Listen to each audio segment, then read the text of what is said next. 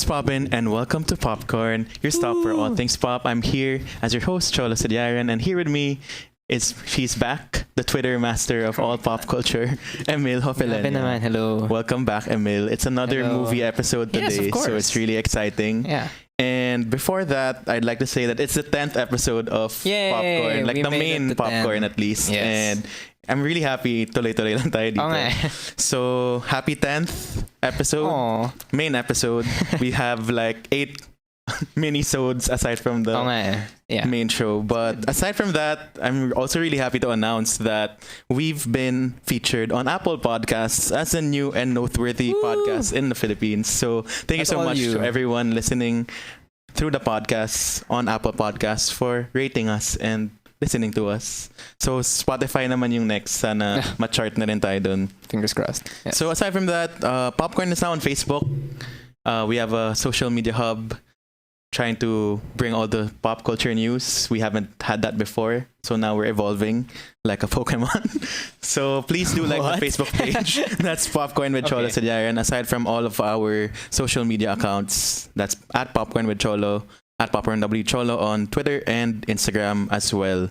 So quick recap, last time we had a Stranger Things main episode which got lost in the airwaves files, and we had to redo it, but we're back and hopefully everything works perfectly. Hope that this time around. the ghosts are okay. The ghosts are us being okay. here. And we also had a mini-sode na Spider-Man Far From Home and a quote-unquote mini-sode na what's this? Marvel SDCC news kasi ang dami nun. Yes. So go and listen to those on Spotify, Apple Podcasts, YouTube, and wherever podcasts are streamed. But here today we have a very special guest. Nandito sila as studio guests for now while we have our first segment. But we have the cast and crew of Annie the Harvest from Cinemalaya 2019. Yay. Woo! So abangan nyo sila later on the show. But first we have our pop kern of the week. Our pop culture kernels of the week and our reactions. That's a yes, a sax, a sad, or a pass. So Parang every time I'm here, dumadami yung dumadami na yung Okay. answers. So Okay. first we have a lot of Pinoy showbiz news. Okay. Here So we go. una-una, Yeng Constantino and her doctor shaming vlog. So just a quick recap. Yeng's husband, Yan Asuncion, had some head trauma after jumping into the water in Siargao. And Yeng posted like a 30-minute vlog talking about that experience. And at the same time, shaming a doctor, like saying her actual name. And because inassist siya and she wasn't satisfied with that whole thing. So, about the issue, what is your take on it? I Emil? mean, I feel like at this time that we're recording this, like the issue has sort of been resolved in the sense na she's apologized.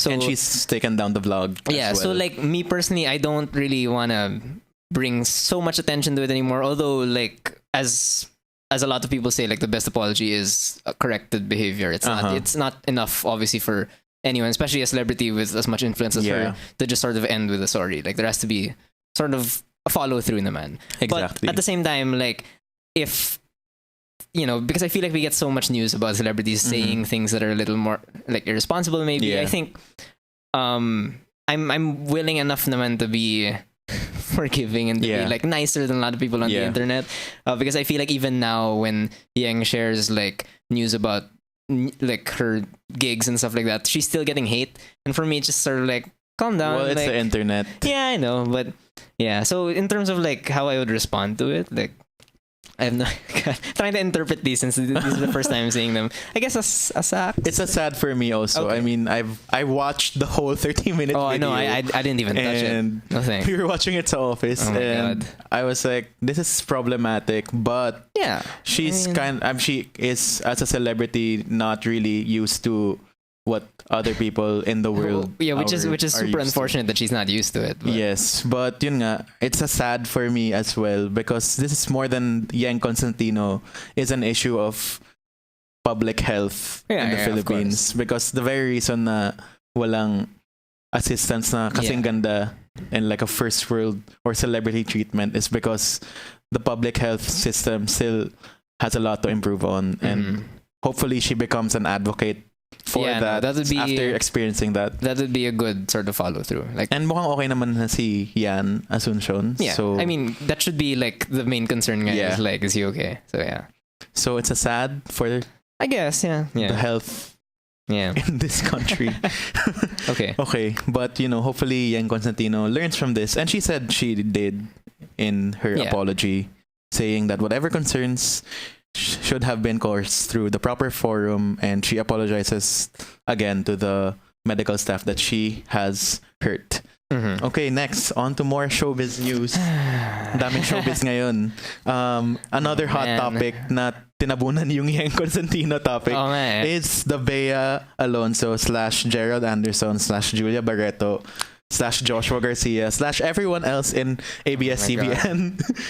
It's the issue of the week, if you can call it an issue. Of the month. Well, ang nangyari lang naman is a photo surfaced of Julia Barretto and Gerald Anderson, who starred together in the Black Sheep movie Between Maybes. Yeah. And of course, that sparked a lot of rumors. And Bea Alonzo, who is an ex of Gerald, parang posted a cryptic message on Instagram saying, parang don't do it again, parang something like that. And then everyone just butted in, and it was the #1 trending topic over Sona. Amazing. Even the next day. Good job, So, si Joshua Garcia then, who's the Josh Leah love team, part of the Josh Leah love team, also posted some cryptic messages on his Instagram stories. So, even Gretchen Barretto went in and supported Bea Alonzo, and then si Marjorie Barretto, who's the mom of Julia, of course, said that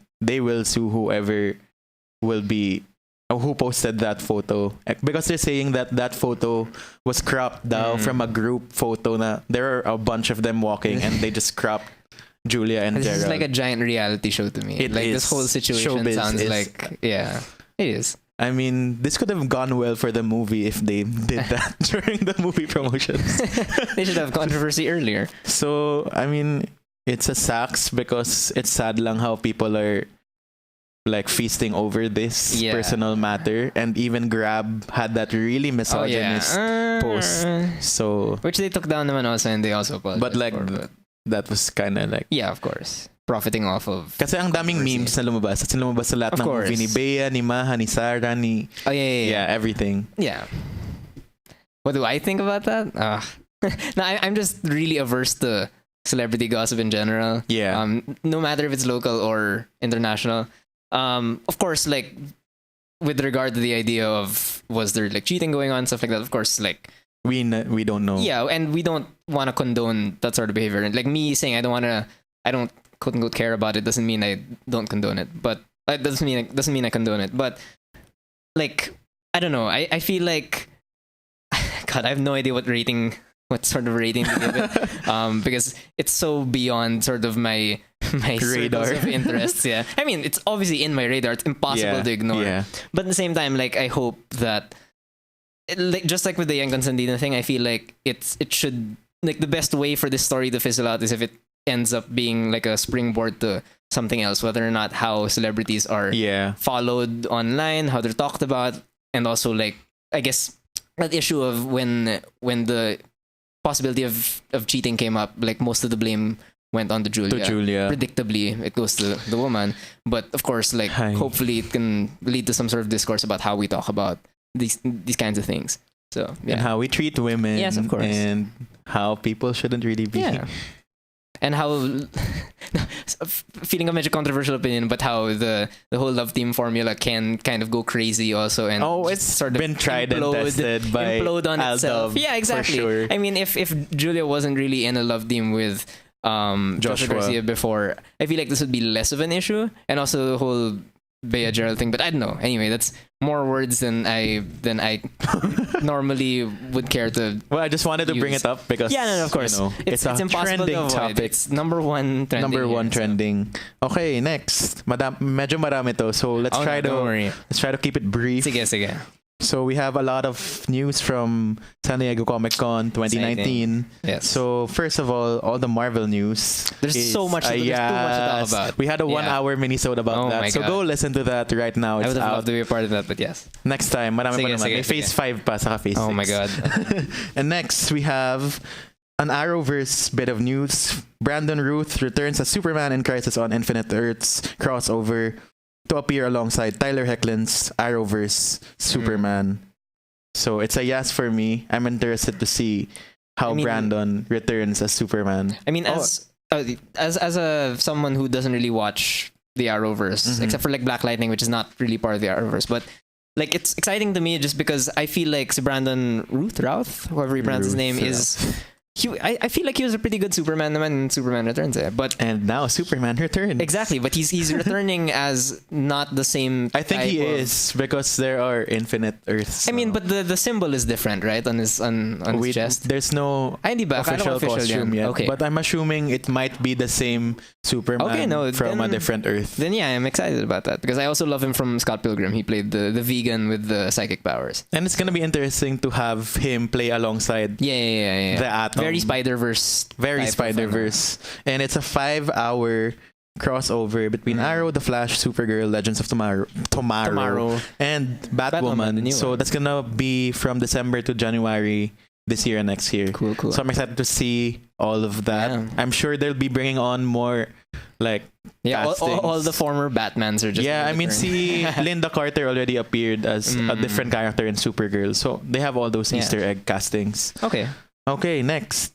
They showed a preview of the Darna Funko Pop, which I didn't know about until you told me about it in these notes. That's pretty cool. That's why you should go and follow and like the Facebook page. All right. The preview is there. Nice plug. It's gonna be released on August 2 to 4 at the FunCon. It's gonna be in Glorietta. It's exclusive lang, so if you have the chance, go grab it. Dahil malapit na yung Darna movie rin. I mean, next year malapit pa naman. Pero, all the hype is there. And I'm excited because I love Funko Pops. And now we have more Filipino characters aside from Jollibee. Actual Filipino superhero. Yeah. But I think that's super exciting as well for me. I mean, just imagine if the Darna movie is successful. Hopefully it really is. It can lead to. I know they're planning on like creating a universe also with like different superheroes. Captain Marvel. Just imagine like Elastic Man, Funko Pop. Yes, more Funko Pops. Or original superheroes for once also. Yeah. So, sana nga. I mean, that opens the ABS-CBN superhero cinematic universe. And if you remember from our Cousins Game episode, Raymond Bagaching said he wanted to play a superhero as well because he's like ripped. So he is. Yeah. So like shameless plug for him that episode as well. Yeah. Go follow Sir Raymond Bagatsing on Instagram. He's and be impressed. Yeah, be impressed. And be sad about how your body. Hey, just kidding. He validated both. He validated us. He said you were cute. Yeah, so thank you. Next, we have an announcement that there will be a Halloween trilogy. That's pretty exciting for me. Halloween Kills in October 2020 and Halloween Ends October 2021. It's a yes for me.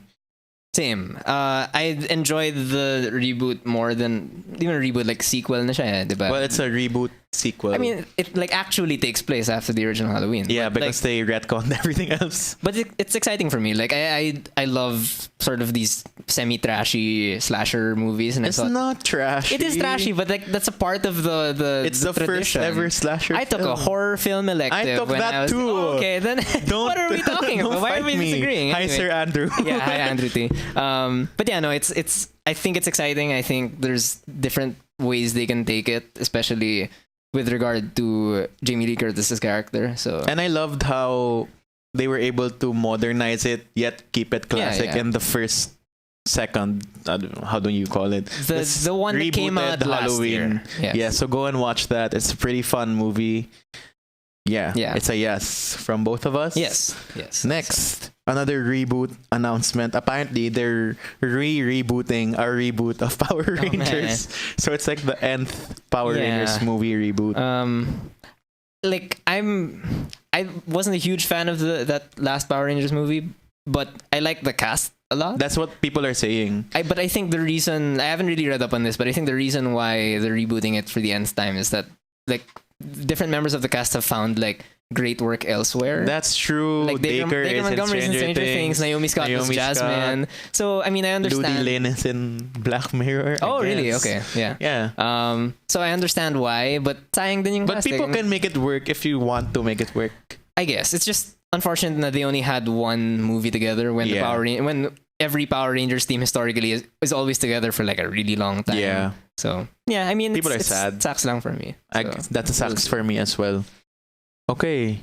And then we have like a bunch of trailers that were released. Should we just do this like fast talk Boyabunda style? Kinda, but I haven't really gotten to watch all the trailers. Okay. So let's just mention all the trailers. Sige.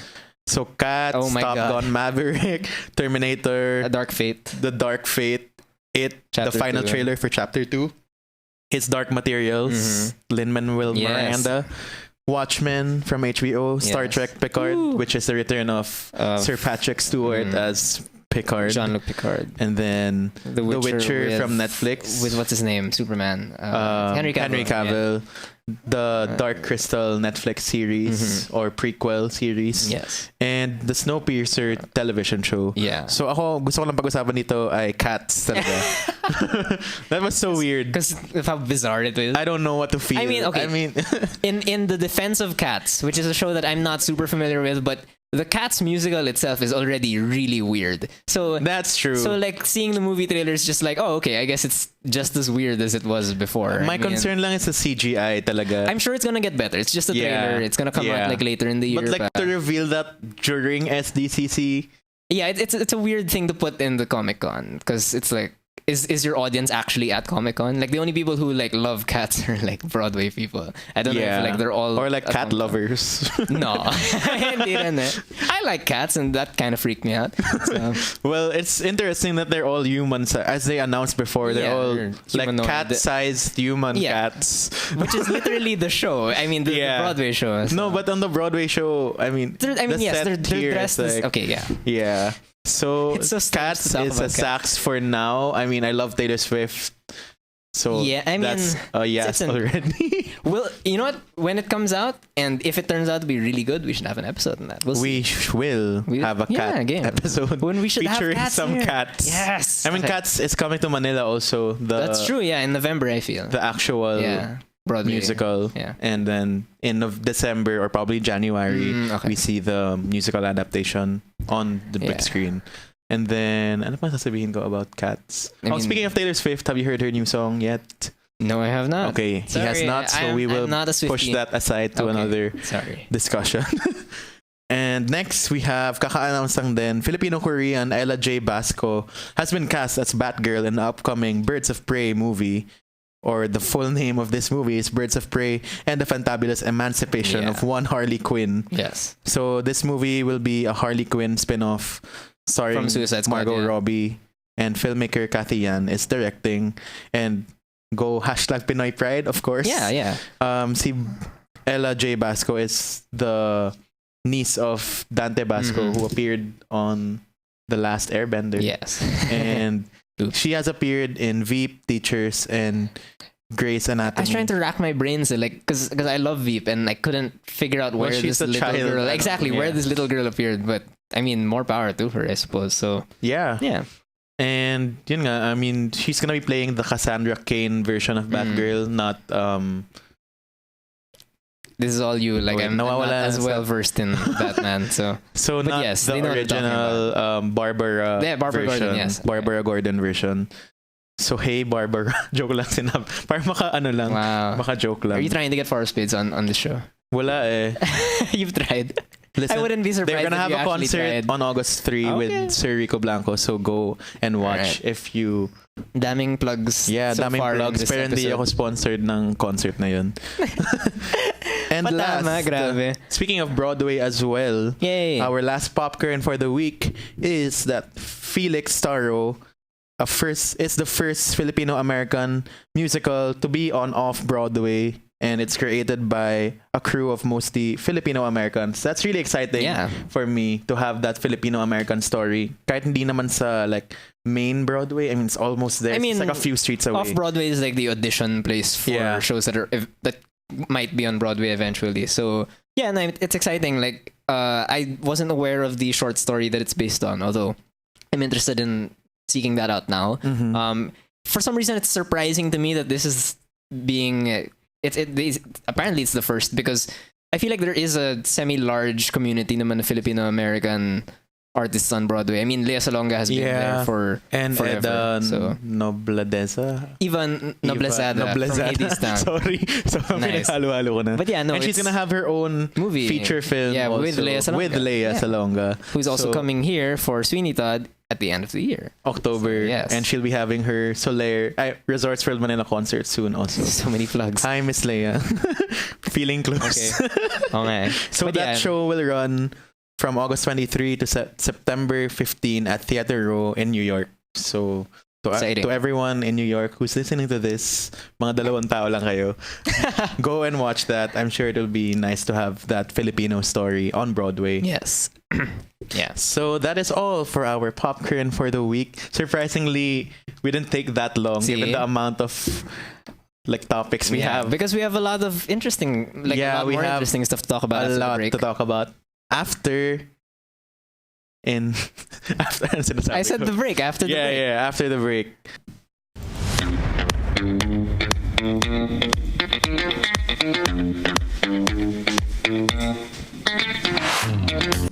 Welcome back to Popcorn, and as you can see or hear, we are here with our extra special guests for today, the cast and crew of Annie, Yay. the Harvest. Woo!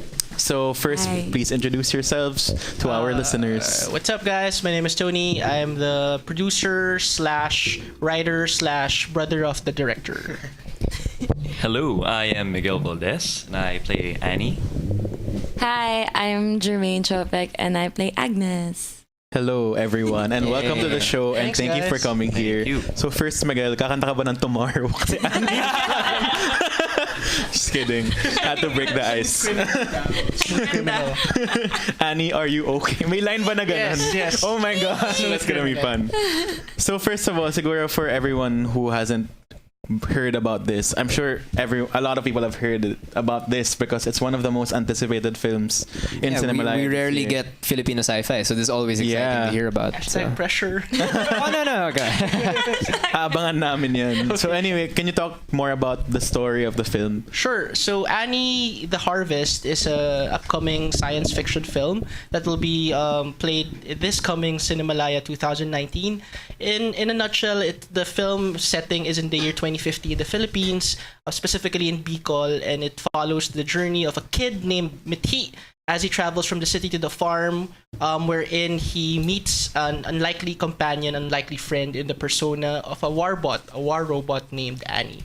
So from that connection, the whole journey of the film began. Mm-hmm.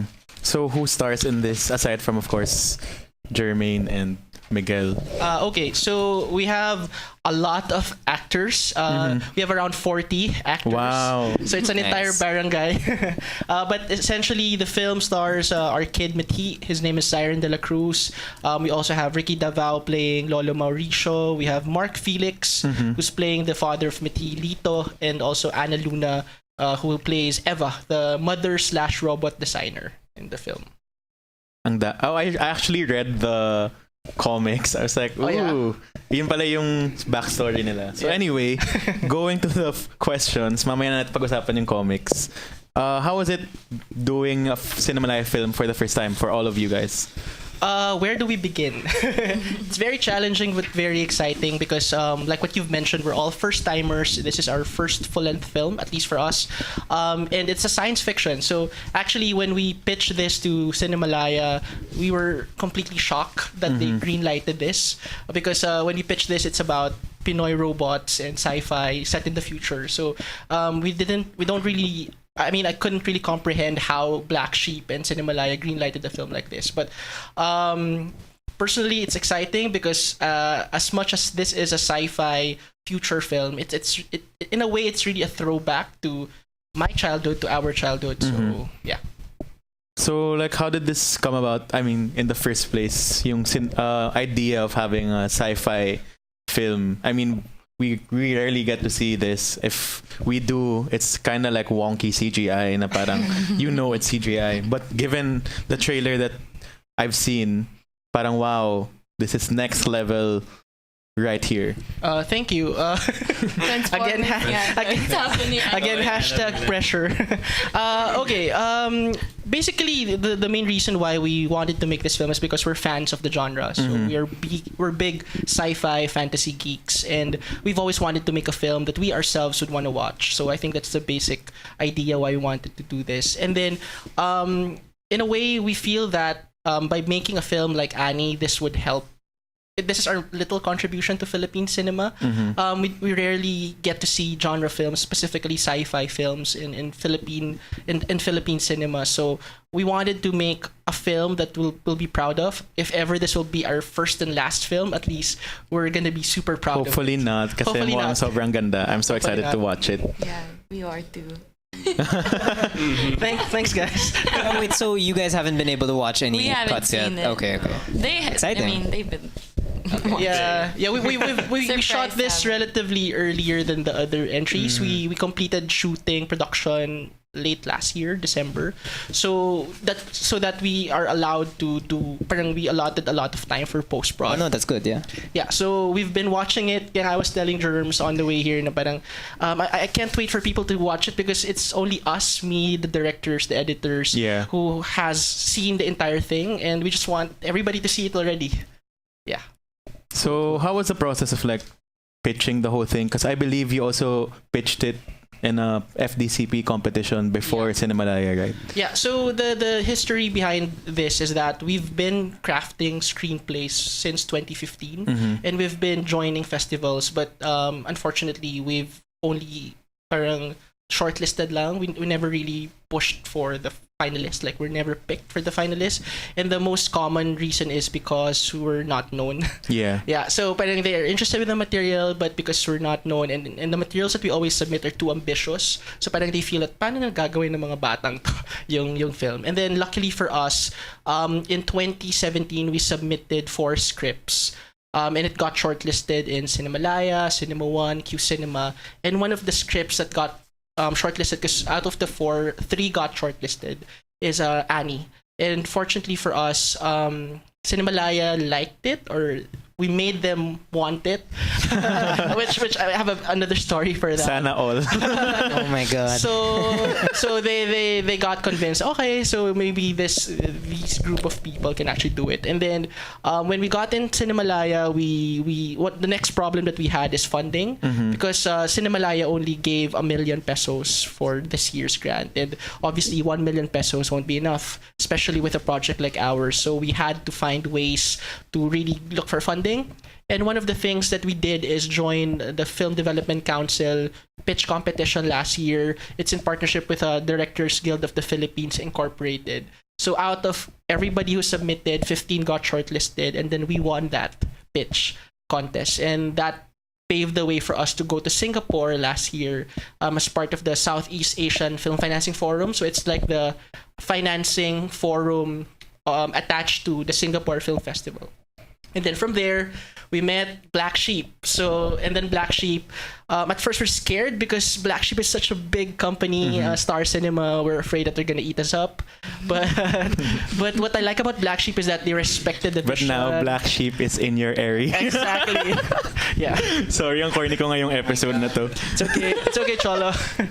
Yeah, so they respected the vision of the filmmakers, and they said, okay, we're gonna take a risk, and that's where we... And that's great. I feel like with the media, you really have to put yourself out there. I mean, if you want to be known or you want to pitch your ideas, you just have to make it work, or sometimes fake it till you make it, and you do make it. So it's great that we have you on here now, and we're talking about the movie that's already going to happen. So we're really excited about it. Yeah. I was just wondering, when you were in the process of sort of pitching it and finding funding and whatnot, was it a matter of like you needed to secure a certain amount of capital before you were confident enough to head into production, or was it just like shoot for the stars and like whatever we can get we'll use? What I'm about to say is not really the most helpful thing to say. Okay. Because we've been wanting to do a film because ever since 2015. So when we got the opportunity, like me and my sister and Sandro and the team, we said whatever happens, no matter if we don't have any money, we're just gonna shoot for it. We're just Nice. gonna go for Okay. it. So I think I like looking back, I couldn't even begin to understand the thought process behind it, because literally we don't have money, but we know that we have the talent, and we know that we have a good project on hand. So what we did is really just to seek out other people, other collaborators who would believe in the vision, because we don't want to compromise anything. We want to make sure that if we're going to get funds, it's because they genuinely believe in the vision. We don't want to chop off anything from the project. So luckily for us, along the way, because of, I guess, hard work, we were able to meet the right collaborators. And then one of the things that we did to really secure that budget is we made a mock, like a, what do you call this, like a show reel, just to show the people that we can make the VFX. Because one of the things that the people would question is, this is an ambitious film, there are robots, future elements, can you actually do the VFX? So I think I showed, I gave Cholo like a copy of the show reel, wherein one of the things that we did is we shot a scene just to show to the selection committee of Cinemalaya and Black Sheep that we can make the CGI robot happen. Yeah, I remember seeing that.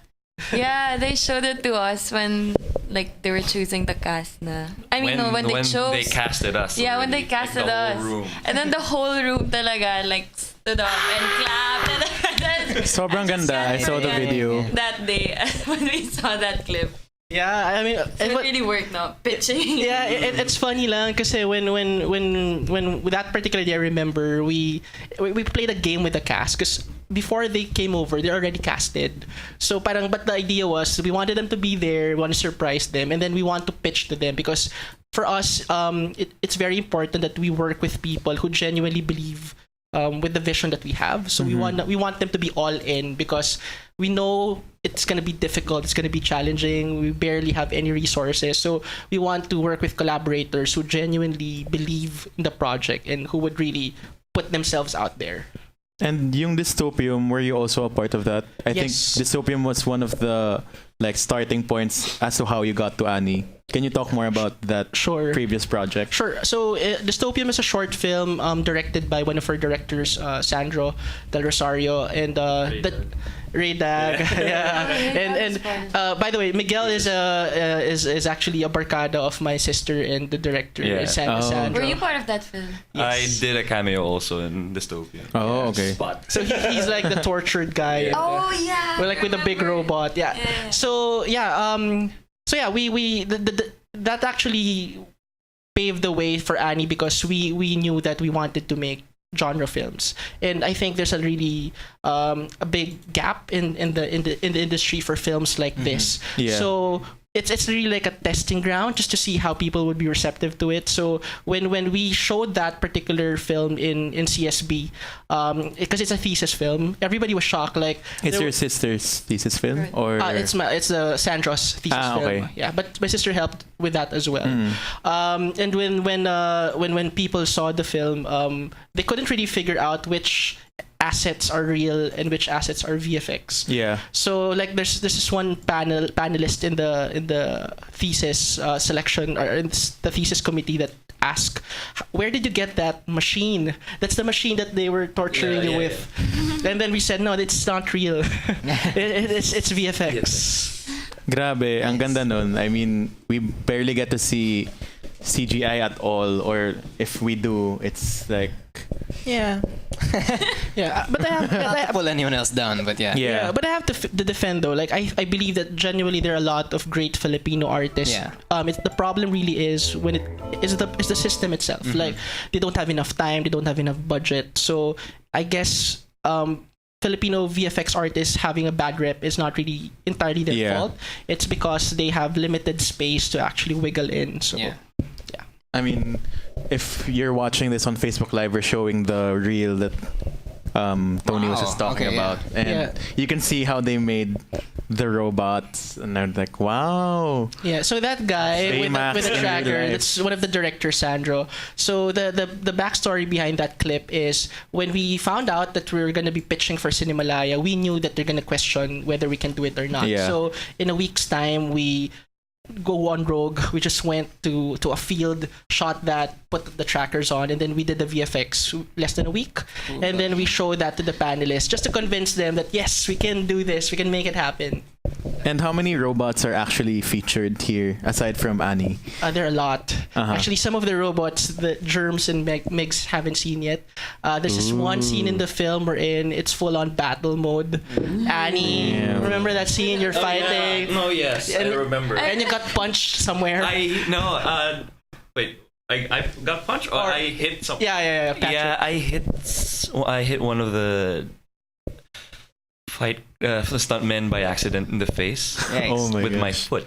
Yeah, but that was exciting because like they're flipping in air, and yeah, and in the story itself, the robots in the story are very well integrated in the world that we built. The robots in Annie Year 2050 are pretty much like any other gadget. So they play crucial roles when it comes to certain industries. Like there are farmer robots, there are artista robots. Oh, there are? Train conductor robots. Wow. There are. Sobrang na-excite na ako. They are patrol robots. Artista robots daw eh. Isn't that an Baka may oxymoron? chismis din sa kanila kung may cheater daw na artista robot or... Well, let's not go there. We left that behind, Cholo. We're done with that topic. Yeah, so May memes din yung robots. Ganun. perhaps. I mean, we're us creators were genuinely excited because in the process of doing the post prod, a lot of the elements are not there yet when we shot it. So every week, whenever we're updating our team, we see it happening. Like the last time I was able to view the entire film was last night. So we're in all of the elements, the sound, the musical score, all of the CGI assets are all in. So it was totally different. Like it's me watching the film. It's like me watching the film for the first time all over again. So for everyone, like, how was that experience na parang when you're filming it, it's all random people in costumes and you don't really see what you're gonna see in the film. Like, how is that experience? I mean, you've probably seen the trailer with some elements of that, but coming from the actual filming na in the set na wala kang nakikita except real people and real settings, how do you react to... Well, you were the robot. Yeah, since you were the robot. Well, when it's work time, it's work time. So I don't really think of while I'm in the moment. Mm-hmm. But when the first teaser came out, I look good. But I was kind of like, I mean, we couldn't really see what was. I mean, I don't have any scenes with the robot, but I was That's what you there. think, Germs. Oh, really? That's what you think. Oh my gosh, talaga? Wait! Hindi niya alam. Surprise! Surprise. That's how good the CGI is. But I was there like a lot in the audience watching them. I even saw them like practice yung mga fight scenes yun. So parang I was just really like imagining how they would look like. So parang wala talaga, as in zero clue. It's all imagination. Yeah, as in that day, I mean during the shoot, we were just imagining everything. Even like the background kasi that diba mayroon ding mga additional stuff. So parang lahat yun, like just imagine you're in the year 2050. How will it look? Yeah. There's just one particular sequence there that Germs is one of the her character is very challenging just because she joined us in all locations. So we shot this in Catanduanes, Bataan, Bulacan. Oh yeah. Yeah, so you're literally in all locations except for the school, yeah. And then there's one particular sequence, it's in the train sequence because in the story, obviously the infrastructure improved in year 2050. There's a massive train system that connects the entire country from north to south, west. Make it happen now, please. We're in the train passes in the sea, so literally it crosses the sea. So I remember we shot this in PNR, like a really old, crappy train. Yeah. And then the direction for them is like, imagine the train is crossing the sea, and it's a very highly technologically driven train with robots and all, with holograms and all. So like people, they were like doing this, like, waving their hands on air, because like. Yeah. So and Ganun ka. yeah. And I think with them, I think what's exciting for the artists is that they get to use their imagination as well, because in a typical, like in another genre kind of a film, like everything you see is everything that you will see on screen. Yeah. But with this one, like there are some elements that will be added post-prod.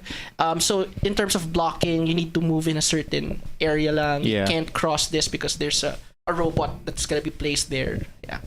So, but how did you parang think na, okay, let's set this in 2050 and not some other random future year? Sure. Like, that's like 30 years from now. Sure.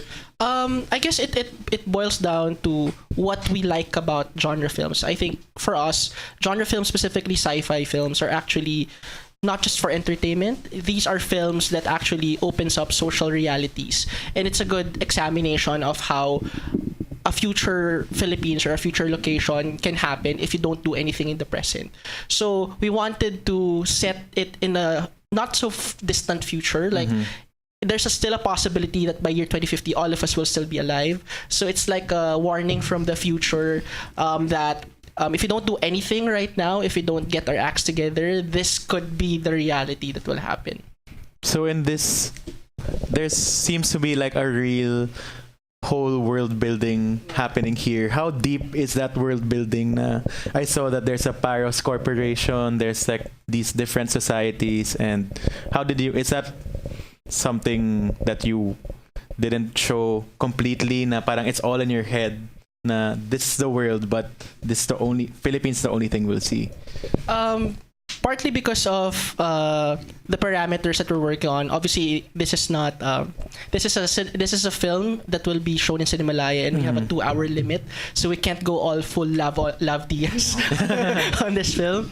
But we wanted to make sure that the entire world that we're building is believable. So even the elements that the audience will not see in the actual film, it's all there, meaning this similar to how shows like Game of Thrones, they created their own language, they created their own mythology. That's one of the process that we did. We want to make sure that before we deal with this particular timeline, this storyline, everything else attached to that timeline or storyline is fully developed, fully realized. And what's exciting about the film is that it's set in the year 2050. It's a bit dystopian in terms of the elements, but everything is seen from the perspective of a kid. So the entire journey of the film is seen through the eyes of Mithi, which is an 11-year-old kid. So when we were developing the story, we were thinking, how does a kid really see climate change? How does a kid really cope up in what seemingly is seemingly an unforgiving world? So yeah, so that's what's exciting. So when in terms of like creating characters, what did you base the names on? Or diba Mithi and then Annie, are they related to like any specific lore or any specific world that you were imagining? Okay, so for Mithi, it's a Tagalog term for ambition or hope. So the film, as it's a dystopic film in a way, but everything is seen from the eyes of a kid. So we wanted to add an element of hope into it. So it doesn't go full on dark. The elements, the dark elements, are on the peripheral, but as an audience member, you go through the journey through the eyes of Mithi. So that's one. Second, Eva. She's a robot designer, and we borrowed the name from Evangelion. Oh my God! Yes. So actually, there are what do you call this? Some of the backstories of the names of the characters. We want the audience to find out. Like, personally, we're geeks, we're fanboys of this genre. So one of the most exciting things for us is really research on why is the name of this character like this. Okay. Like going on Reddit and like like Pinoy exchange. Going to popcorn. We will reveal that after the movie. So manood kayo. Exactly. So there's some of the stories, some of the names. There's actually a deeper meaning to it, but we don't want to spoil anything. Don't spoil the Annie. Okay. So, like, given that this has a lot of technology and robots, what inspired you specifically to have robots more than like other kinds of like sci-fi? Parang what movies? I hear there's a lot like Blade Runner, Alien, E.T. that inspired you to create this sci-fi film specifically. Why robots? Why not? I think we're really big fans of that specific subgenre of sci-fi, and with robots kasi like you can play around with the idea that a robot, when you think of a robot, you think of something mechanical, you think of something cold, but what the audience will be surprised when they watch Annie is that Annie, played by Miguel, is the most warm character in the film. Like, we were watching the latest cut last night, and we were like, oh, ang cute ni Annie, grabe, as in sobrang adorable ng robot, and I think that's one of the reasons why we chose the robot, because you can actually what do you call this? Everybody's expecting it to be a certain way, but because of the character arc of the robot in the film, like it changes it.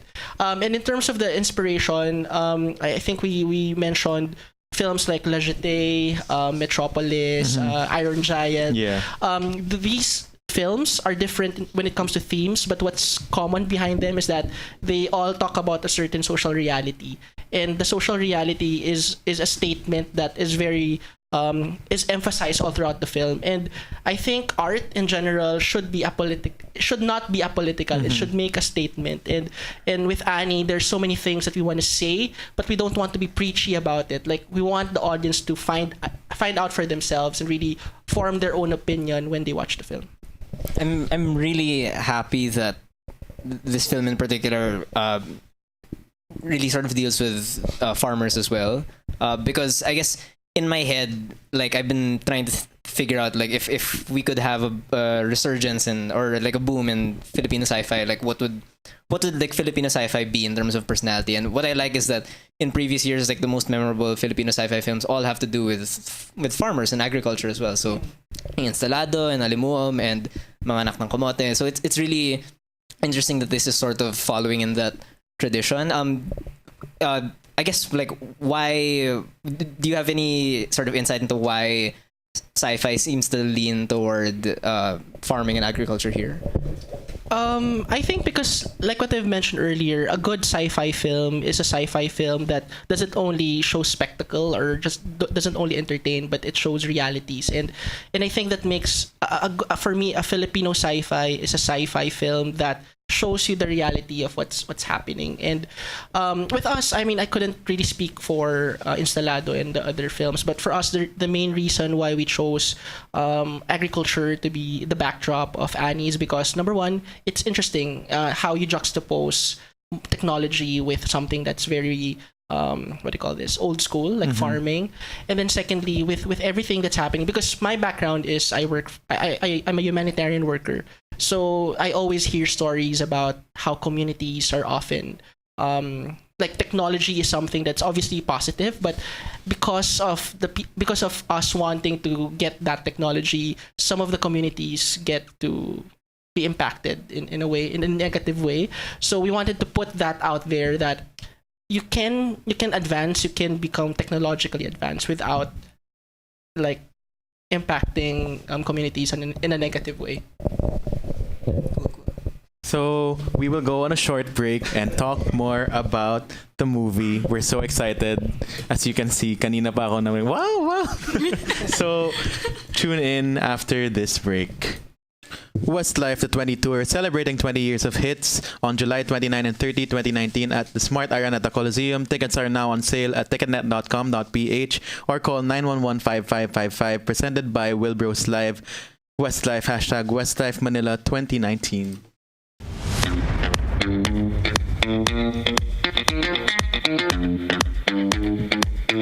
And we are back here on Popcorn, your stop for all things pop.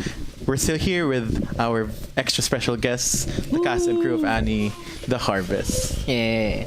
So balik tayo sa usapan. Okay. You mentioned earlier that this is in Bicol. Yeah. Like, why did you choose Bicol as the central setting for this? Two things. Number one, me and my sister were from Bicol. Oh. So in a way, this is our parang love letter to our parents.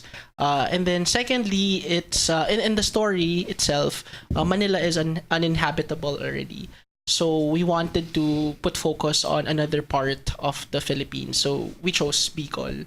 Tapos lang, just a quick note, when we were developing the story, we actually based it on an actual climate change policy paper. So the scenarios that we injected here showed one of which showed that Manila by year 2050 will already be uninhabitable. Oh my gosh, that's scary. I was gonna say that Manila already feels already is uninhabitable at this point. So I mean, everyone got stuck in traffic getting on the way here. Oh no! I fell. but Our little Annie. except Emil, who's from this area. Oh no, but I was driving here and I got lost. So which is weird because I live here. So yeah, Anyway, so Anyways. good one. So speaking of Bicol, most of the characters are speaking Bicolano, or all characters are speaking Bicolano. Except for the Paris Corp folks. They deliver their lines in English, and the non-speaking characters like Annie.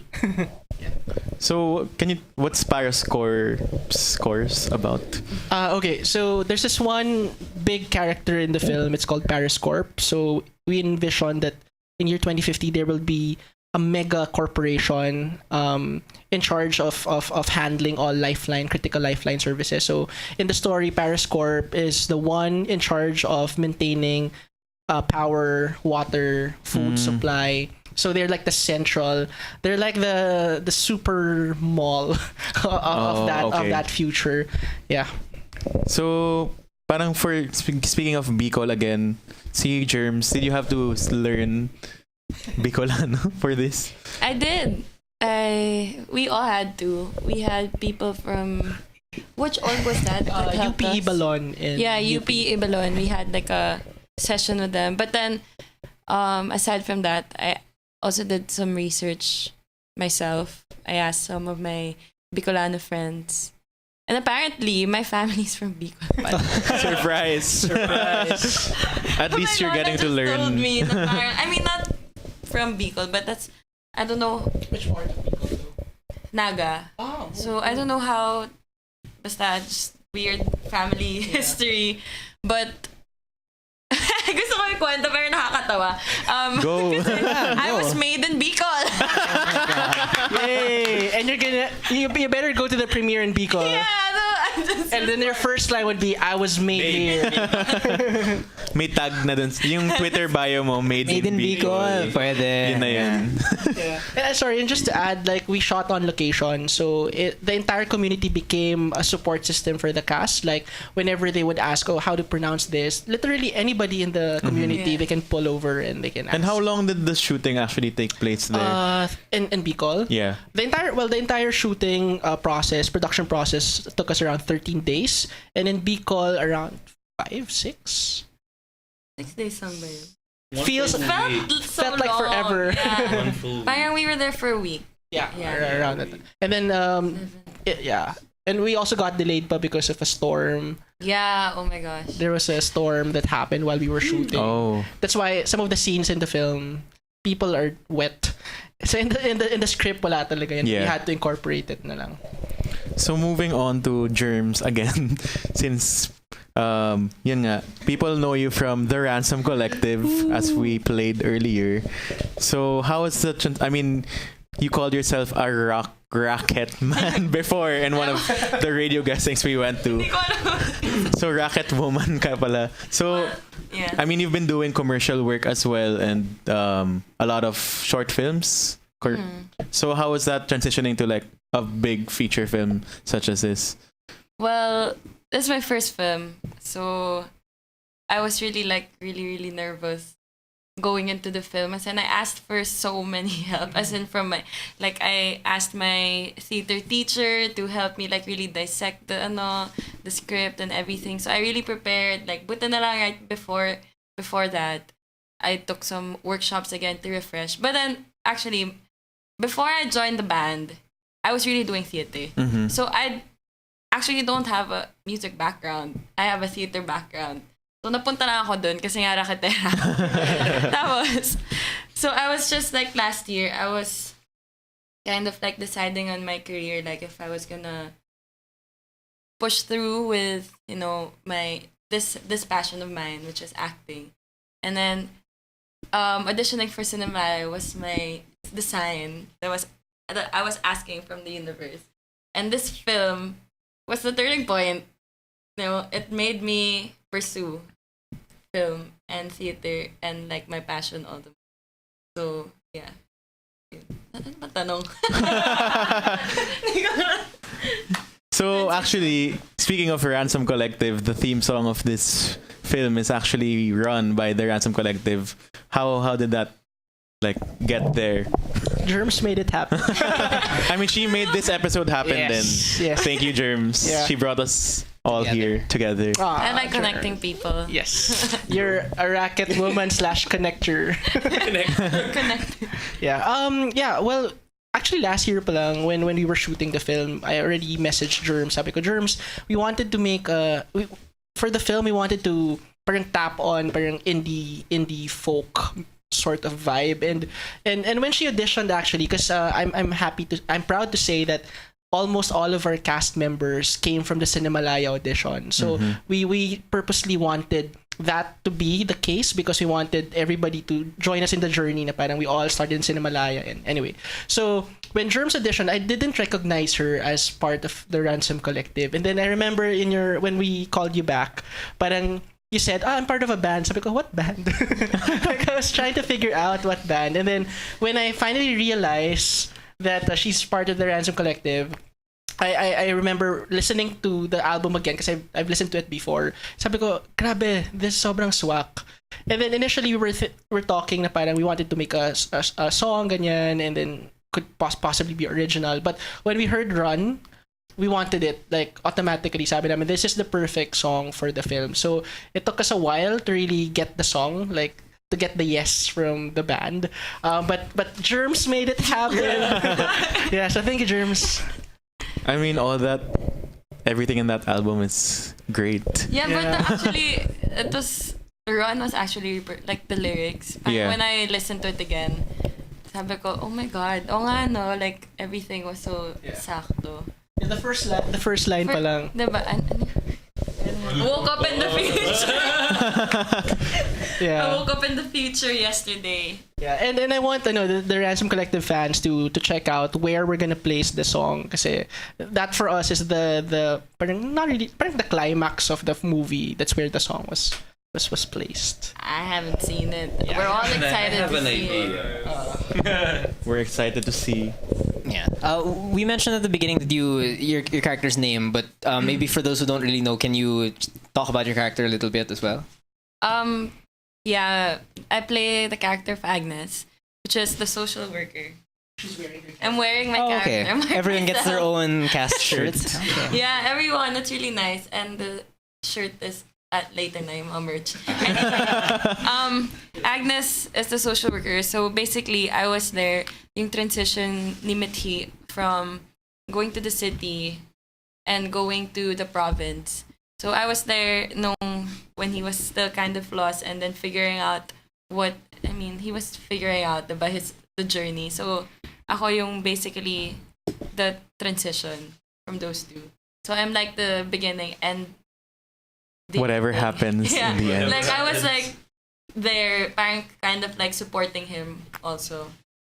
Okay. Is there anything about the character? Sorry. Would you say you found sort of a dimension in the character when you were playing her that wasn't necessarily in the script? Like while you were sort of internalizing and whatnot. I guess how did you make that sort of character your own? I suppose. Like, did you do research as to how social workers are? Did you meet real social workers? Yeah, I did. And actually, kasi just a short background lang. I used to work for Circle Hostel, and I was kind of like spearheading this project. It's called the Tribes and Treks.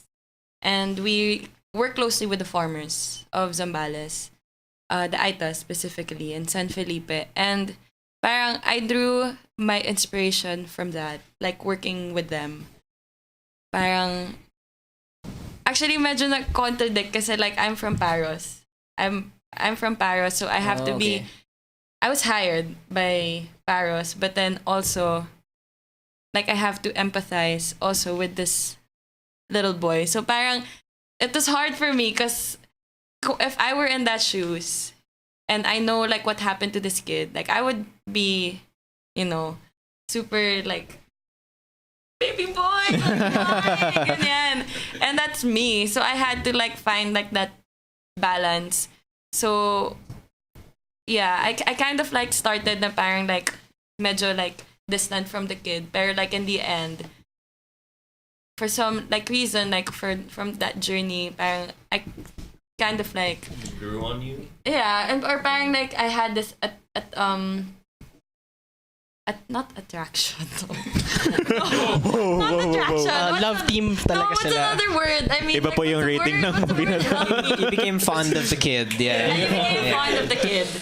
And yun. So, it's just really putting together all the experiences and also from people's stories. So I tried to embody that as much as I can. Nice. Okay. So for Miguel naman, since, you know, how was it? What are your old roles before? I believe you were part of Paki from Cinema One originals. First film. Nice. How was that from being a real person to a robot? Okay. First, mas maluwag ang feeling. Kasi may like ano ba? Like yeah. After Paki kasi I took workshops. Mm-hmm. And so mas alam ko yung, or at least I have more knowledge of the know-hows. And second, although bago to, technically it's not the first. So mas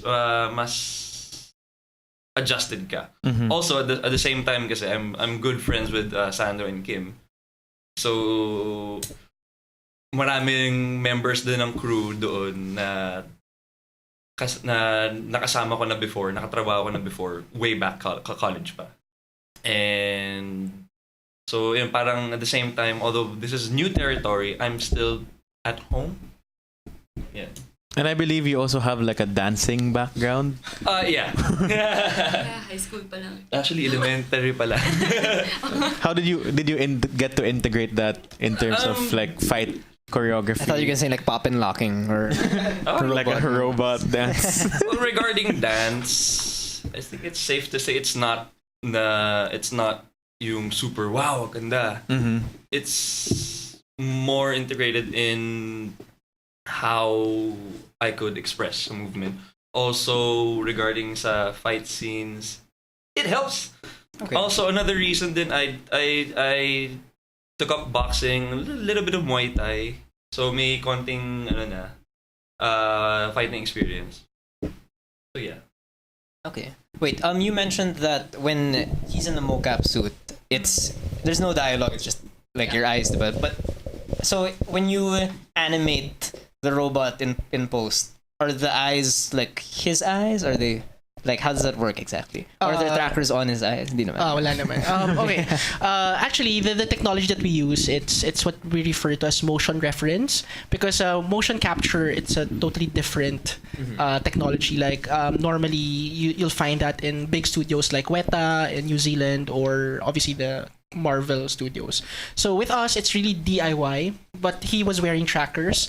And to answer your question, yes. So one of the things that's very challenging for Miguel is that he's so used to using his voice and his face, but in the film, his face is an LCD. So the expression, parang the challenge for him is how can you make the character believable and the audience fall in love with you without using all of the things that they're used to using. So when we previewed the film yesterday, we were so happy and so impressed with how Miguel handled the character, because sobrang warm ni Annie, like the eyes. Like actually, one of the things that we're planning to release siguro during Cinemalaya week is the side by side. You see the VFX here, and then you see how Miguel actually acted on it. So it's very it's really basta I can't explain it. Natawa ako. Saka I just wanna point it out there that Miguel also came from the Cinemalaya audition. Like, he's a friend of my sister and Sandro and most of the team. Pero he auditioned for Cinemalaya. And when he came into the audition, we thought he's gonna audition for another film. But suddenly, he started acting robotic. So sabi namin, is he auditioning for us? I knew what I wanted when I got in that room. But you didn't know that we're the one. I already know. You knew ba? I like before going in, I sent Sandro a message na, hello, I'll be seeing you later. But in terms of like trying to study what mocap is about, may pinanood ka bang videos like Benedict Cumberbatch like On the floor. On the floor. Yeah. Cumberbatch is one of them, pero syempre, first Andy Serkis. Andy Serkis. Yeah. Yes, galing. Pero para lang may idea on how I could work with that type of scenario. Cool. Okay. Yeah.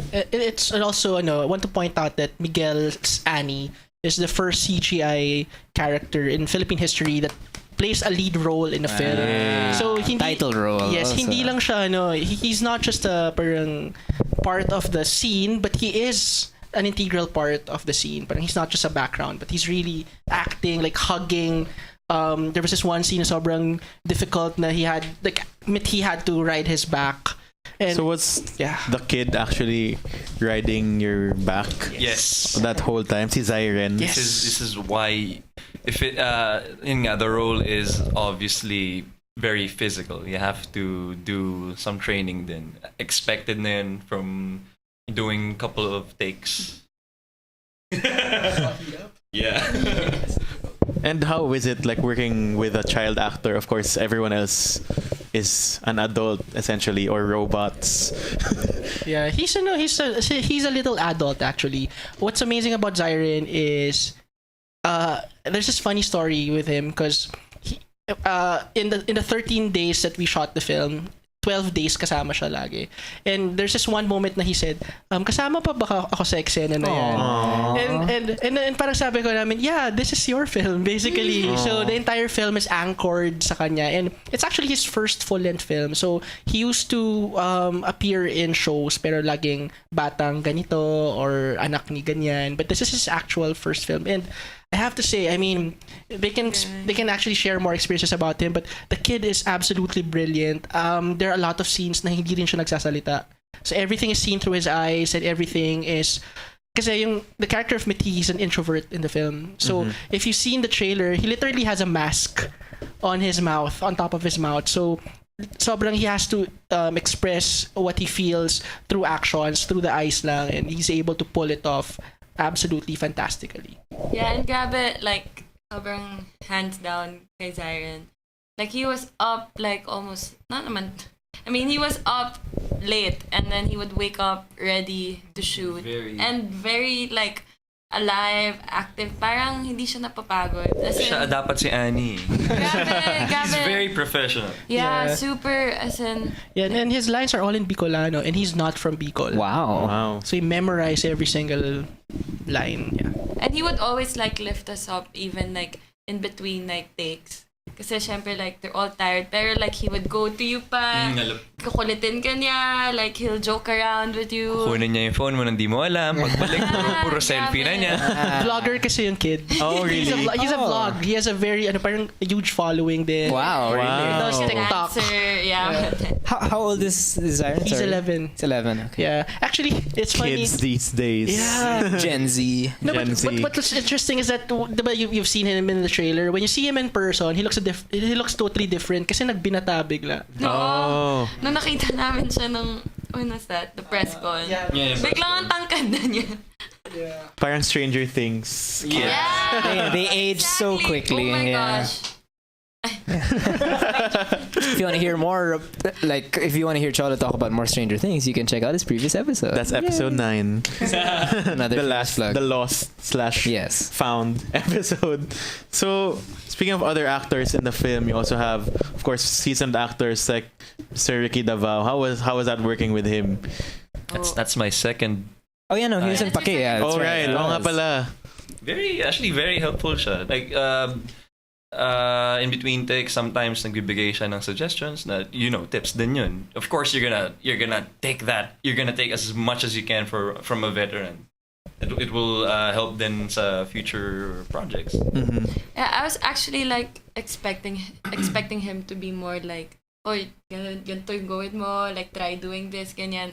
But he wasn't. I mean, ako personally, as in like pinabayaan niya lang ako to do what I want. And then like in the middle of the sets, parang magkikwento lang siya sa experiences niya, ganyan. Ang dami. As in, sobrang dami kong natutunan sa kanya dun sa 1 week na we were just shooting. And then like, just all the stories. Hanggang pa uwi. Yeah, hanggang pag-uwi, no? Waiting for our flight back home. A bit of a backstory. Ricky plays the role of Mauricio, the grandfather of Miti. He's actually the character na hirap na makast. Parang it took us a while to really find the perfect actor. Partly because the character is based on my lolo. So my lolo's name is Mauricio. He's a World War II veteran who died na. So but we wanted to find an actor who would really personify the character of Mauricio. And then I have to say that Ricky is one of the nicest people I've met in my life. Like, he's super down to earth given his experience, given his name. And what's great is that he's also a director, but he allowed Kim and Sandro to do their own thing. Parang he would give some suggestions, but at the end of the day, he allowed the young directors to really parang what do you call that, direct everyone. And it also helped pala Cholo that we shot in location and we were there 1 week in Catanduanes, so parang the cast bonded talaga ng sobra. Bonding like an hour before takas muna kami ni Jermaine, magkayak muna kami. We're inside the resort kasi. Oh, okay, cool. Okay. Catanduanes is beautiful. Like it's. So speaking of family, I mean, this is a whole family affair. Your sister is directing, you're writing and producing, and then I believe si Sandro, who's one of the directors, his brother naman is the VFX. How is that whole dynamic, given that siblings usually fight or something like that? Have you worked together before on a film? Yes, actually it became an advantage to us. Actually, hindi lang sila, even my mom, my dad helped out. Like they've met present everywhere. Like even the parents of Sandro, they also visited. So parang it's really a family affair. What worked for us is that wala na kaming time to warm up. Parang we're already there. Like all in na kaagad. And siguro ang disadvantage lang is because everybody's so passionate. Like we don't really, wala nang boundaries. Like sometimes I would just go inside the room. Kamusta ni editing? like a random breakfast morning, I would just go there. Kamusta na? Patingin na mga ganyan. And they would be, mamaya na. Like kasi we were doing post-prod in our house. Yeah. So literally I can just go inside the room. So parang that helped for us because given that it's a small, it's ambitious project but very small team, we have no choice but to be close. Otherwise, it won't work. Yeah, and I think that particular vibe then resonated with the cast because I hope that we made you feel like family. Yeah, definitely. As in, that's how I felt. Like I felt like I was, because the mom was there during the shoot, the parents. Then we were in your tita's house, ba? Yeah, so relatives. Yeah, as in like, I felt like we were like an extended family. Ganon, parang fiesta nga yung dami namin. Pagising mo, good morning. Yeah. It really helped with the film also. Yeah, and I think that we're maintaining a good environment really was the top priority because it's gonna be it's a hard film to pull off, and as much as possible we want to keep the energies positive then. No, I was just, this whole time I'm just trying to like imagine what the finished product's gonna look like because I'm just really excited. Because when I watched the trailer, sorry to just sort of switch subtopic a little bit, but I was trying to think of what it reminded me of, like when I was looking at the robots, and they reminded me of, I realized the films of Neil Blomkamp, the guy who did District 9. Yeah. Elysium and stuff like that. Lo-fi sci-fi. Yeah. So I guess in terms of like the influences specifically for the production design and whatnot, like where did you sort of draw inspiration from? In terms of production design, the biggest challenge for the film is to make a Filipino sci-fi, like a sci-fi that when you see, okay, that's a Filipino sci-fi. So when we started production, during pre-production, we wanted to, as much as possible, pull as many influences. So the robots in the film look like they are third world robots. A lot of them are parang junkyard, parang ukay-ukay robots. Because in part of the world building is that the Philippines already adapted the robot technology, but a lot came from donations from partner countries like China and Russia. So a lot of the robots and the world needed to look like that. At the same time, in terms of production design, since we don't have a lot of budget, we tried to be smart about it. Like during pre-prod, we storyboarded everything down to the costume, down to the detail. We want to make it as practical as possible. Just to add to that, we were inspired by lo-fi sci-fi films like Chappie, like District 9. But we also purposely tried to veer away from them. Like, we want to make our own thing. Actually, it's surprising kasi in our social media, a lot of the netizens would comment, uy, mukhang Chappie, mukhang Apex Legends, mukhang ganyan. But actually, when we look at all the comments, all of the references are foreign sci-fi. That's the more that we got excited, because I think it's now the right time to create Pinoy iconic sci-fi characters. And we wholeheartedly believe that Annie could be that one character that potentially can be iconic. May Funko Pop na siya soon. Yes. Oh, really? Let's make it happen. Yeah. Ilakad natin yan. So speaking of production design and costumes, how did you envision what ended up as the costumes? Kasi future is so like, we don't know what the future will hold. Like, is there a specific parang like aesthetic years na parang the 80s, kind of 80s looking or something like that? I'm not the best person to answer that, but because we have a wardrobe team who did the visioning. But I guess one of the things that I want to put out there is that one of the things that I'm most proud about the film is that it's a collaboration of a lot of young artists. One of which is our wardrobe team, which is composed of 2 people. And the way that they envisioned it is that in the year 2050, there are obviously a lot of elements to consider: climate change, a lot of factors. So the outfit should already be practical. At the same time, the first priority is really on safety. So a lot of the influences, when you look at the costumes, is really to protect the body from all of those outdoor elements. But at the same time, they also consider the trends. Like, as you know, fashion, it just keeps on repeating. It just adds on a particular style lang, pero it's pretty much the same thing. So a lot of the influences in the film, we have yun, parang ganun siya. Are there any more like fun anecdotes you'd like to share? Para mas ano naman yung discussion natin, light and not serious.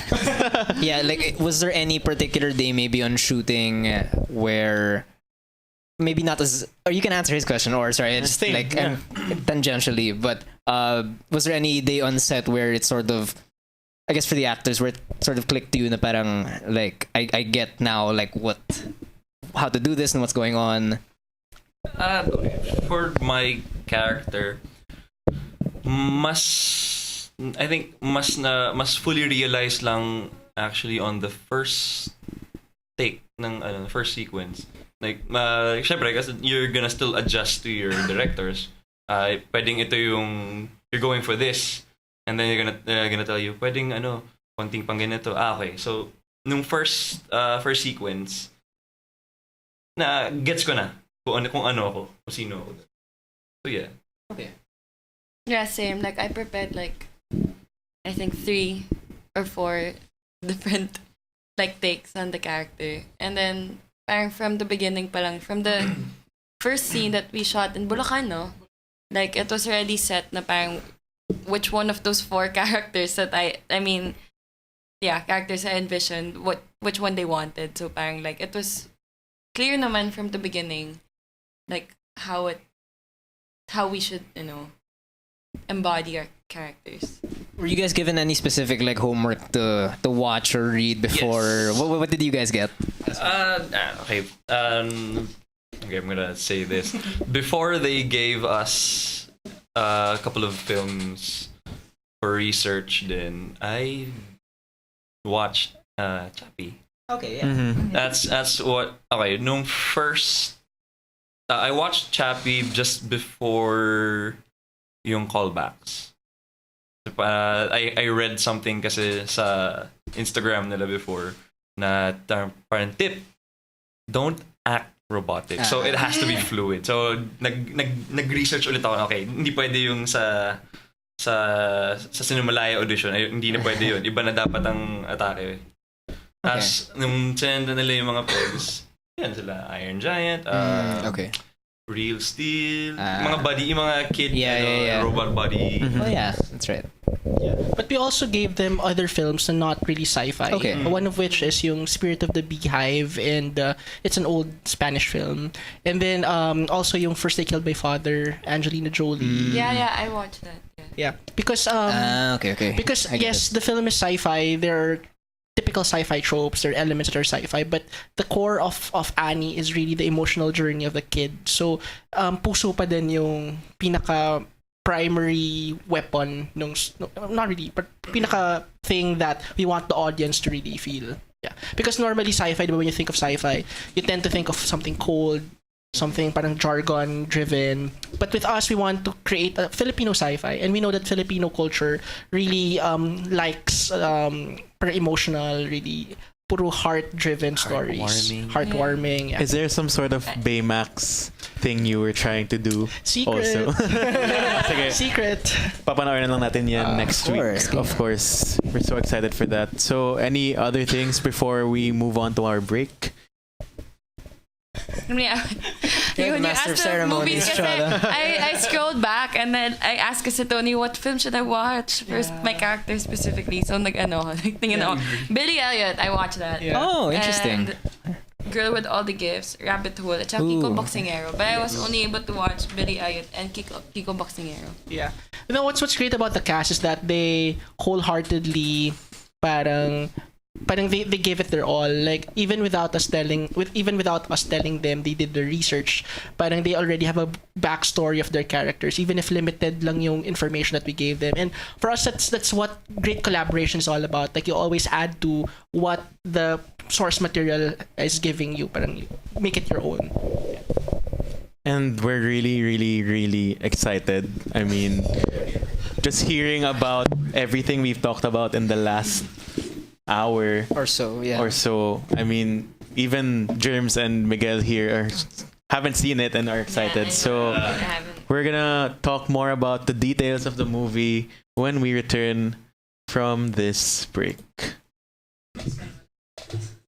3-time Grammy-winning group Pentatonix, the World Tour, live in Manila on February 8, 2020 at the Smart Araneta Coliseum. Tickets on sale on August 3rd at ticketnet.com.ph or call 911-5555. Presented by Wilbros Live. Hashtag PTX Manila 2020.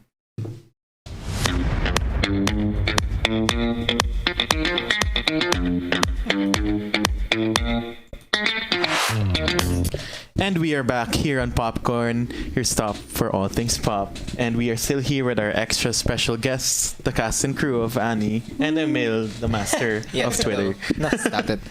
So, final things you'd like to share about the movie before we head on to our last segment? Okay, so from my end, I think we're just really excited for the people to watch it. It's a project that we've been preparing for the last 2 years, so we're just excited for people to watch it. And I just want the audience, obviously the audience will watch the film because of the promise of the spectacle, like they would go there because of the VFX and the robots, but I'm 100% sure that they will leave the theater feeling all sorts of hashtag feelings, because the core of the film is really the journey of the boy. And it's ironic that Annie is a film about the future, but it's really a throwback. It's an ode to our childhood, the days that everything is possible and everything is in that space that everything is pure and possible. Yeah. You guys, if you guys have anything else to add? Well, Yeah, go. support us. Yeah. The gala night is on August 3. That's next Saturday, 9 p.m., right? 9 p.m. The At- tickets are almost sold out. At CCP? Run Yeah, at and CCP. buy. So Run. run away. And buy. And the rent. aside from the gala night, where can the people watch Annie in theaters once the Cinemalaya run is up? Sure. So Annie and the rest of the Cinemalaya films will be showing starting August 2 to August 13. For the first week, that is August 3 to 11, it will be in the Cultural Center of the Philippines. And then starting August 7 to 13, it will be in different malls in Metro Manila as well as in Naga, Legazpi, Bacolod, Iloilo, Davao, Pampanga. There you go. Yeah. Wow. So select Ayala and Vista malls. I think that's Greenbelt, Glorietta, Trinoma, UB Town Center, Market, Evia, Lifestyle Center in Alabang, and Yes. CCP. Yeah. And I also think you have a lot of merch out there. Yes. Given that this sci-fi film, of course, all fanboys and fangirls need their merch. Like right here, we have the Annie doll. Annie doll. What do you? Annie too. Annie 2. A keychain. It's a It's a keychain, and I think this also has like a social enterprise attached to it, which is really interesting. Sure. So this particular doll, keychain, sorry, it's made by a social enterprise called Carao Ventures. So they're based in Bicol, and one of the themes of the film is really about freedom and finding the courage within. So I'm happy to share that the artisans who made these are all from the Naga City Jail. So they are prison inmates, women prison inmates who wanted to have a second chance in life. So in a way, the film is also supporting things that we strongly believe in. So one of our ways in doing that is by providing opportunities, livelihood opportunities for communities like that. Yeah. And what other merch do you have that people might want to buy? Okay, so we also have our shirts, our cool character shirts designed by Tim De Leon. As you can see, it's basically them except for Miguel because you can't see his face, but that's his character. So born like this. yeah.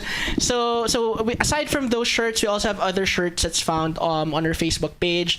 We also have our Year 2050 prequel comic book. So if you want to learn more about the world of Annie that you will not be seeing in the film, you can purchase that comic book. And what's exciting about that comic book is that the last chapter of the comic book is the first scene in the film. Oh, so and that hasn't been released at this it will be point, released right? by next week. By next week. So that will give you a sneak peek of what will happen in the film. Yeah, and aside from that, we also have sticker sets. We also have posters and other things. And by the way, the merch will also be available in CCP during Cinemalaya week. So please go to the merch store on the 4th floor of CCP. And during our gala night, we'll have a table there where you can purchase merch. And can I just say your posters are also nice. The graphics. There was even one for TRC. Yeah. And bumagay yung photos ng costume nila essentially for I Don't Care. Really fit the theme for Annie. So that's really nice. Go check their Facebook page. Where can they follow the Facebook and social media of You the want to movie? You can follow us on Annie the Harvest, facebook.com/Annie the Harvest. We're also on Instagram, and that's at Annie Harvest, and Twitter Annie_the Harvest. Yeah, and just to share, please do check out our social media accounts because there are a lot of behind the scenes and exclusives in the account, and there are a lot of content that is only available on Twitter or only available on Instagram. And for us as fanboys, we know that we like to research and we like to be involved in the world. So we gave opportunities to the fans out there to really be part of Annie by doing your own investigation and looking at exclusive contents on our social media. And aside from the Annie, would you like to plug your other projects or your own social media accounts? Well, yes, please do follow the Ransom Collective. Yeah. Our song will be the theme song of the movie. It's the first time our song will be used as a theme song of the film, and we're so excited for that. Yay. So yeah, please do follow us, the Ransom Collective, at the Ransom Collective on Instagram, Twitter, the Ransom C Music, And listen to our music on Spotify. Their latest single, I Don't And Care, yes. is out now on Cholo. Apple Music, Spotify, Professional. Deezer. This is my job. It's literally his job. So So go listen to that. I love that song. Miguel. Just follow me at Instagram, MJT Valdes. Follow me na yun. Jermaine Lewis. Okay. Just follow the Annie Facebook pages. Yeah. Okay, so before we end the show, as per usual, we have the Pop Stop, which is our pop culture recommendations and comments for the week. So, would you have anything that you'd like to recommend anyone? Can be related to sci-fi or anything that you'd like or you love. Sure. I'm gonna start. For the past several weeks, I'm so into Lovecraftian. ooh. Yeah. So. Well, for future projects, we're hoping to make one. But I would recommend definitely The Thing by John Carpenter.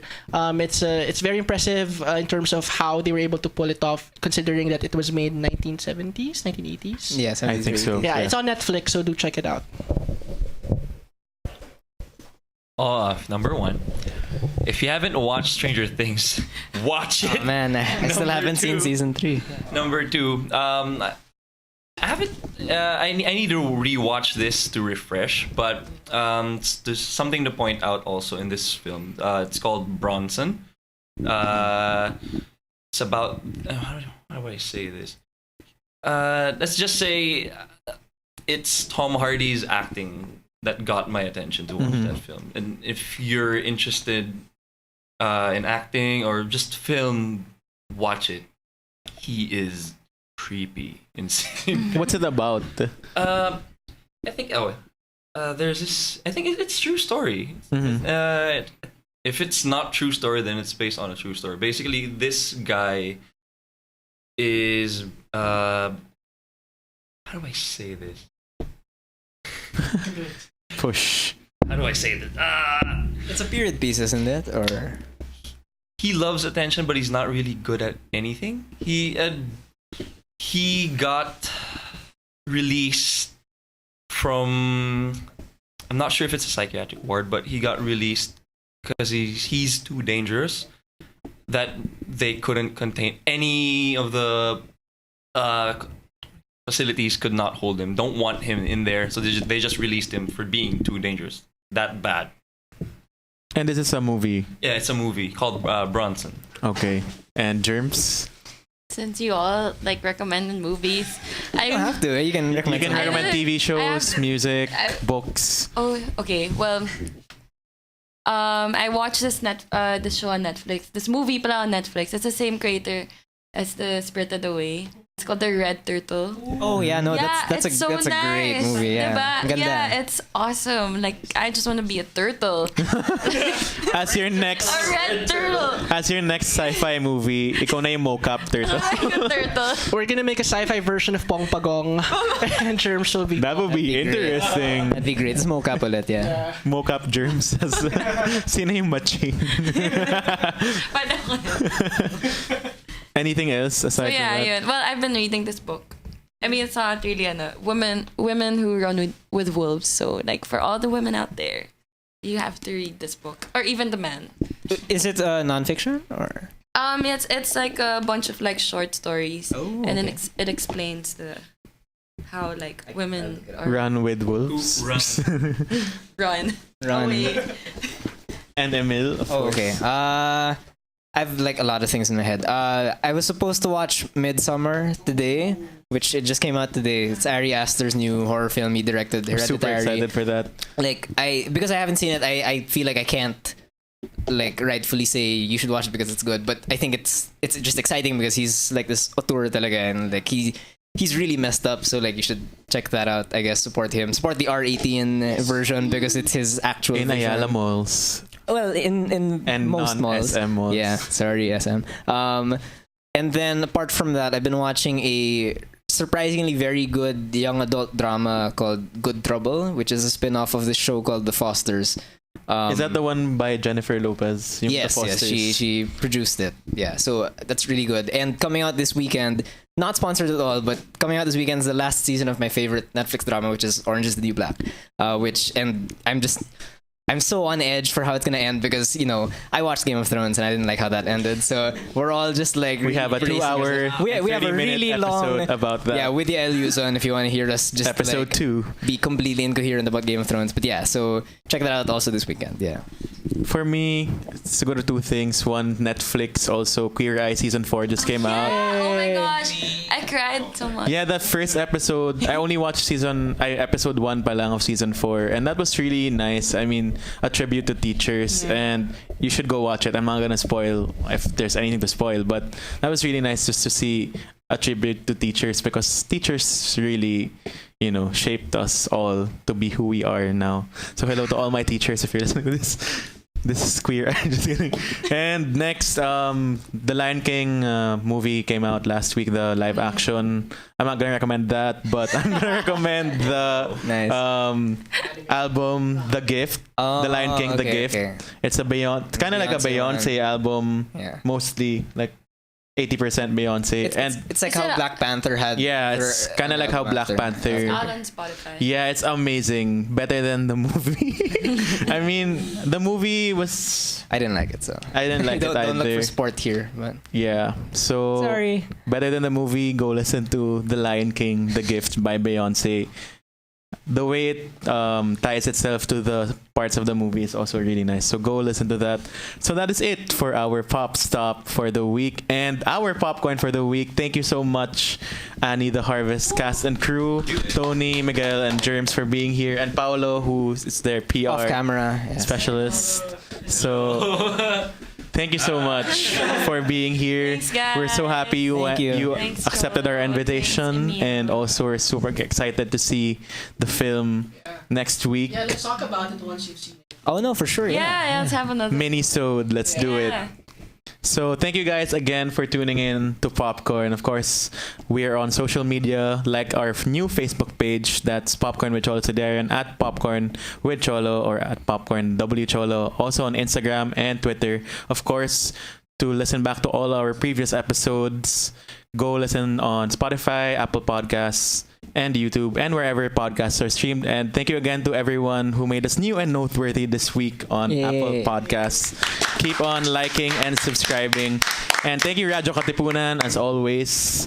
So that Thanks, has been Ignatius. our popcorn episode for this week. Go and see Annie, The Harvest, and Cinemalaya 2019. Goodbye.